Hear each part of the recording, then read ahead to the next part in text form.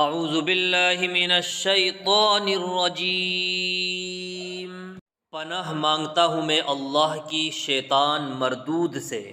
بسم اللہ الرحمن الرحیم، شروع اللہ کا نام لے کر جو بڑا مہربان نہایت رحم والا ہے۔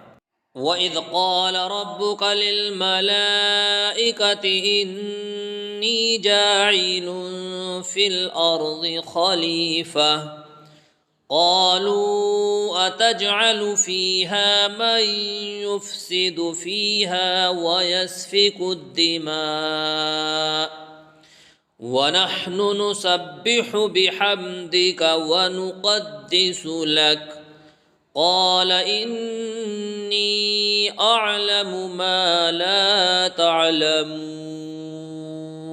اور اس وقت کا تذکرہ سنو جب تمہارے پروردگار نے فرشتوں سے کہا کہ میں زمین میں ایک خلیفہ بنانے والا ہوں۔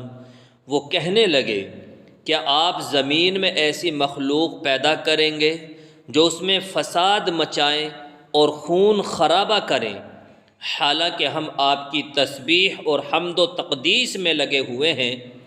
اللہ نے کہا میں وہ باتیں جانتا ہوں جو تم نہیں جانتے۔ وَعَلَّمَ آدَمَ الْأَسْمَاءَ كُلَّهَا ثُمَّ عَرَضَهُمْ عَلَى الْمَلَائِكَةِ فقال أنبئوني بأسماء هؤلاء إن كنتم صادقين۔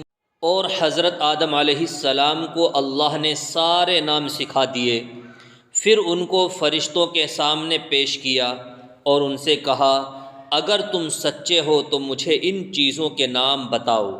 قالوا سبحانك لا علم لنا إلا ما علمتنا إنك أنت العليم الحكيم۔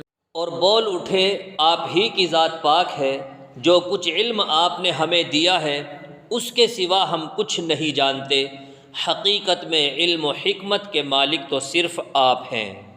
قال يا آدم أنبئهم بأسمائهم فلما أنبأهم بأسمائهم قال ألم أقل لكم